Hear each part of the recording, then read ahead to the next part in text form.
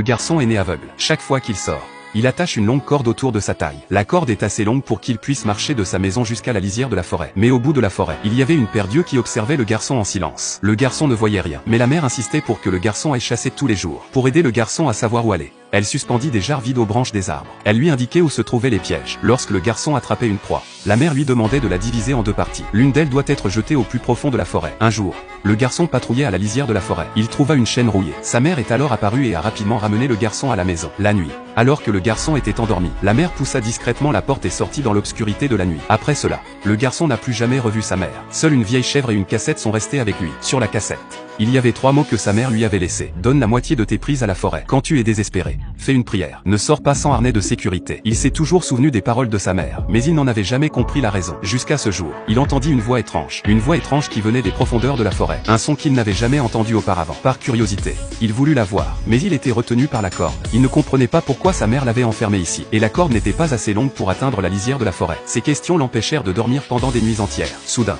sa chèvre se mit à crier. Le garçon est terrifié. Il saisit la corde et se dirigea vers le bruit. Mais une fois de plus, la corde le rattrapa. Il tendit la main. Le bout de ses doigts rencontra quelque chose de froid et d'humide. Avant qu'il ne puisse réagir, la force a entraîné la chèvre dans l'obscurité. Alors que le temps se refroidit, il est difficile d'attraper des proies dans les pièges. L'inquiétude et le froid s'infiltrent dans son cœur. Un jour, un grand bruit est sorti de la forêt. Il courut vers le bruit. Le garçon a touché la carcasse encore chaude d'un cerf. Avant qu'il ne comprenne ce qui se passait, des pas se firent entendre derrière lui. Son cœur s'est emballé et il a saisi son couteau.